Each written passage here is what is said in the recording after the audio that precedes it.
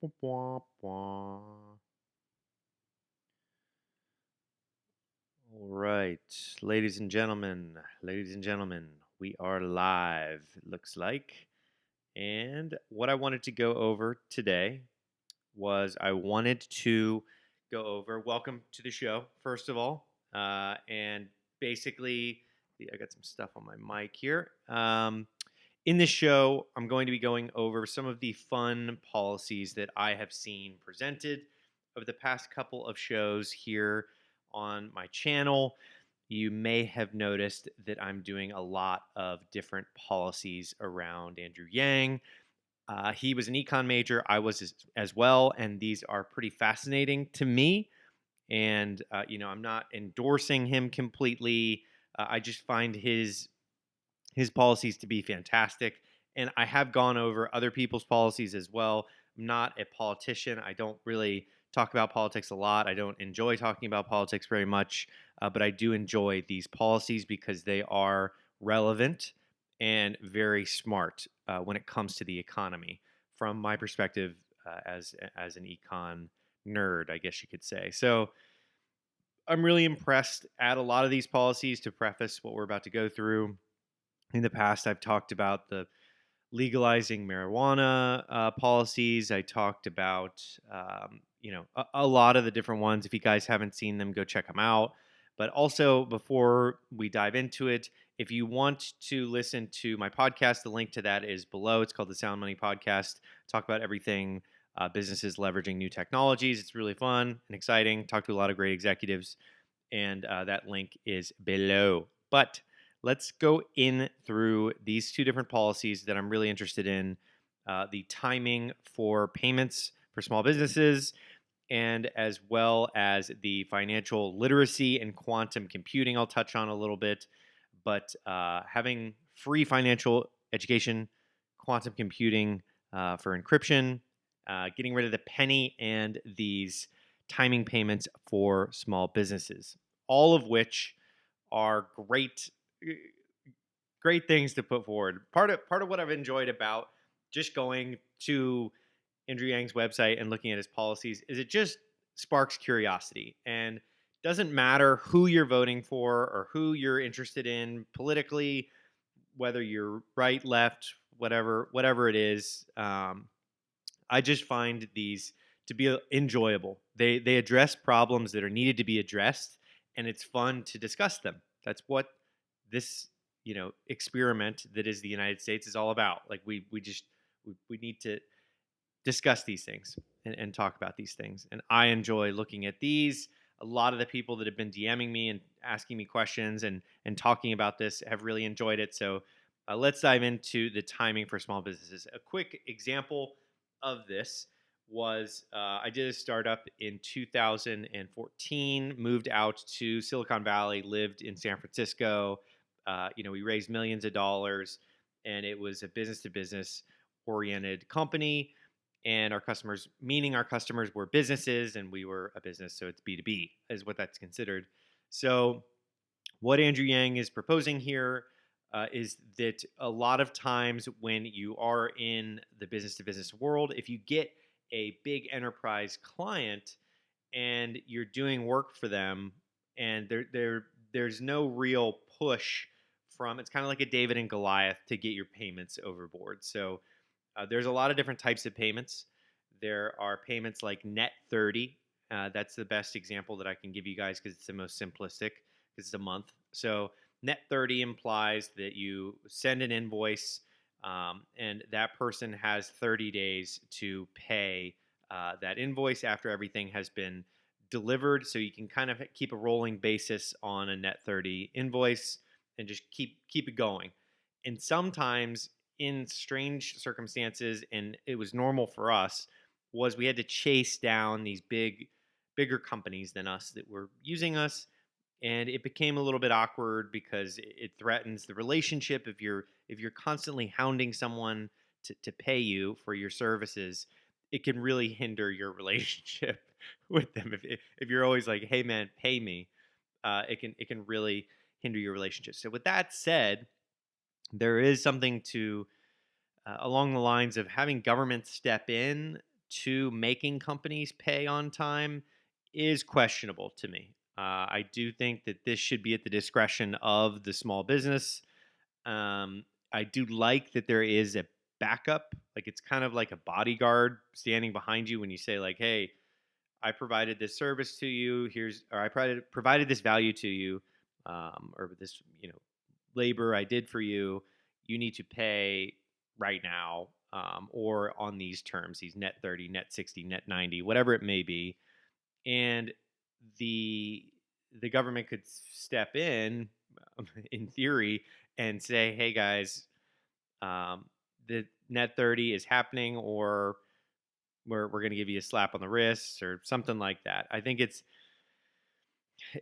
a unique scenario, and I'm on the fence about how it would play out for entrepreneurs, if it would negatively affect their businesses, if the government, like, if it would be harder to get deals if both parties knew there's going to be a you know a forceful government policy pushing them to make sure that they pay exactly on time. But let's read through it before I jump through around in all my rabbit holes that I'm opening up. Small businesses are often surviving month to month. Fact. Especially in the early years. Fact. They can't afford to have a payment delayed or go through a lengthy litigation process to collect it on a contract. They are often in a position where they are trying to build relationships with bigger clients. Big corporations, on the other hand, often play fast and loose with timing of payments because they know that the small business cannot resort to legal recourse. Big companies also have in house legal counsel and lawyers on retainer in case there is a dispute. We should not allow big corporations to force small businesses to act as unofficial credit lines because of a difference in bargaining power. In some cases, it is literally the difference between staying in business and going out of business. For the small shop, we need to ensure all businesses are playing fair so that our small businesses community can thrive. So really interesting concept that I'm not sure how this would be enforced. I don't know if they just go after the big corporations and say, like, hey guys, it's time that when you're working with a company that's of this size or below, that's working, that's early stage and they've closed a deal with you, you need to make sure that you're paying them on time, or else we're going to impose whatever it may be, different taxes. I'm not really sure. There's not really much of an explanation here, but I do think that it's an exciting thought that there's going to be something to back you up as a small business. I'm not sure how that's going to be enforced, because if you're dealing with Fortune 5 or Fortune 500, Fortune 100, Fortune 1000, you're probably going to um, probably going to be a lot of work, unless you probably going to be a lot of work. So really interesting statement. I don't know how it would be implemented, and I'm not really sure what would happen there, but pretty fascinating. Next bit is taking care of the penny. So this is quite surprising to me. That this and it may seem mind-boggling to you, but we spend 70 million a year on pennies, on making pennies, and I can't remember the last time I used one. If you remember the last time you used one and you're listening to this, definitely comment or DM me the last time you used a penny, because I find it quite bizarre, and that's part of the reason that I like doing this, is reading through these, because it's just thinking and opening your mind up to the fact that I haven't used a penny in probably 5 years, maybe 10 years, and it might have been at like because I got it in change when I used cash or something like that. But regardless, it's a smart proposal, and I like this because it's it literally says that we're paying 70 million a year, and most of the zinc that goes into them comes from China, adding over 2 million to the trade deficit for pennies, which is crazy. So this is a little bit of a comical one because he says the pennies make no sense, spelled like sense. Nobody likes pennies. They aren't valuable enough to buy anything. They sit at the bottom of your pocket or purse, taking up space until you begrudgingly throw them in a change jar. Whenever you're in a rush, the person ahead of you in line pulls out some change and starts slowly counting out the pennies. Seriously, though, there are many downsides to the penny. Counting out penny at businesses adds almost 50 million hours per year. Woo! 50 million hours. Hmm, that's a lot of hours. That's a lot of hours. Businesses that accept cash will save time and effort, and charities that rely on pennies can expect to see donations increase as people start sending nickels along. And with all the money saved, we can invest in a way to honor one of our greatest presidents that doesn't involve losing his image in our couches constantly. So the 70 million a year, I had no idea about that. So if you knew that, congratulations. That's a pretty crazy stat. $70 million on just producing pennies that I'm not aware of that many people that are using. So the next bit is the free financial counseling. I when I saw this, I do realize that a lot of people, people don't really even understand the basic fundamentals of finance. Not saying that I am some sort of expert in finance, because I'm not, but I will say that a lot of people I talk to still think that the U.S. dollar is backed by gold, and that was stopped literally in the 70s. So that's a discrepancy of like over 40 years in being delayed in what's going on in reality. And I think that there is something to be said about putting people on the right path. Just educating them is such a win for everyone. And I think that this is a fantastic one. Everyone should have equal opportunity when it comes to understanding education. They should understand what's going on when they're signing agreements with banks. When someone at a bank is telling you this is the best opportunity for you, you need to know to ask them what their relationship is with that opportunity. It is their fiduciary duty to offer you like the best of the best. But if they're connected to every single thing that they're offering you to, and the highest commission is the first one that they mention, you can kind of get a gauge on what your situation is. And I think this is a fantastic one. I'm hoping that a lot of other people propose this. A lot of people in the 2020 presidential election. I think that the financial literacy is a genuine issue. People don't necessarily need to know calculus, and they don't necessarily need to know biology. The average person doesn't need to know everything there is taught in schools. That's just not day to day. They can learn that stuff after they learn the basics of how to survive in the current society. I'm not saying that they don't need to know those things. Definitely not saying that.